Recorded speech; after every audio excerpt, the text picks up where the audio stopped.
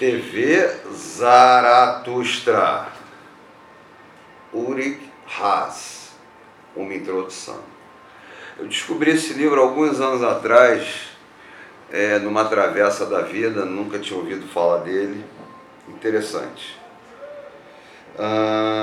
Na parte final do livro, Último Humano, Humano Mais Elevado e Além do Homem. Começa com uma citação do Nietzsche. Criamos o mais difícil pensamento. Criemos agora a criatura para a qual ele é leve e beático. A noção do Übermensch. O além do homem nas obras de Nietzsche tem atraído um interesse considerável, e talvez não seja muito surpreendente que muito desse interesse tenha conduzido a interpretações algumas vezes divertidas e algumas vezes catastróficas. Os nazistas do Dieter Reich alemão fizeram assim: desse Übermensch a caricatura da besta loura, voluntariosa. A primeira tradução desse termo nos textos de Nietzsche, como o super-homem, apenas piorou essa imagem absurda. Essa ideia do super-homem tendo uma grande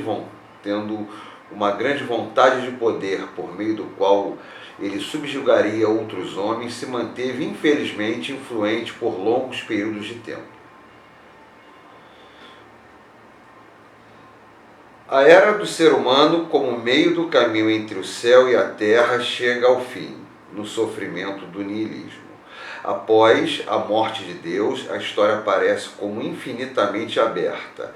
Esse ser humano aparece na sequência pré-histórica de todos os tipos de animais. Após Darwin, esse ser humano compreendeu que ele não foi concebido pelos deuses, mas que, como qualquer outro animal, tem antes uma origem baixa. Em vez de chamar Deus de seu pai, o ser humano encontrou o macaco como sua origem. Falar do ser humano como cabo estendido entre o animal e o além do homem é, então, antes de tudo, ver a finitude histórica do humano, tanto quanto a de qualquer ser vivo.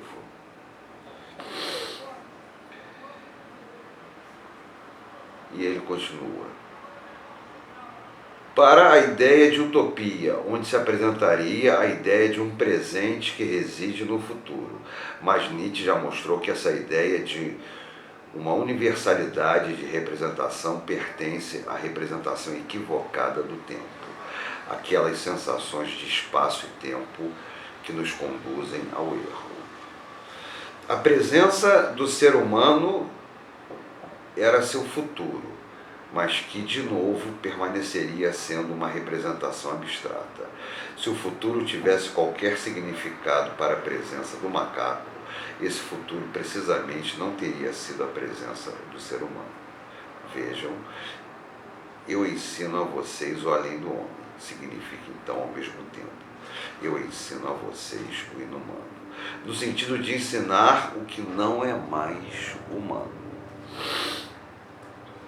Alguém que pode ver o futuro de forma de uma imagem presente não pode ser chamado de filósofo, mas sim de profeta. Um tal profeta não tem mais seus olhos no mundo, mas no futuro, como outro mundo que irá passar. O filósofo, por outro lado, está plenamente imerso nesse mundo.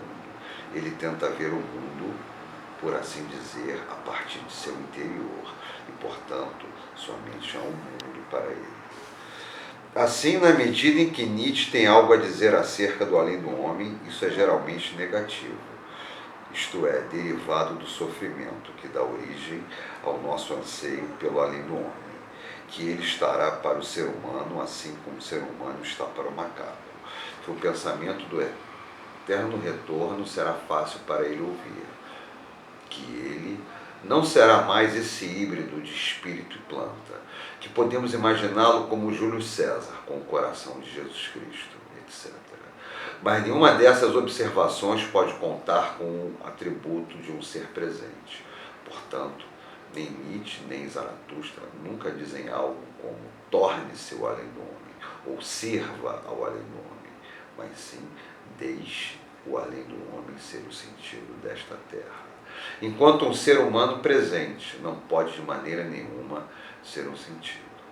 uma prova que Nietzsche não pensou acerca do além do homem como aquele que se segue ao ser humano, aqui diz Nietzsche. O problema que levanto aqui não é o de que deveria suceder à humanidade na sequência das espécies, mas que tipo de ser humano se deveria criar, se deveria querer como mais valioso, mais digno de viver, mais certo do futuro. Anticristo, fragmento 1, 2,6. Mas isso realmente contradiz o que viemos falando aqui?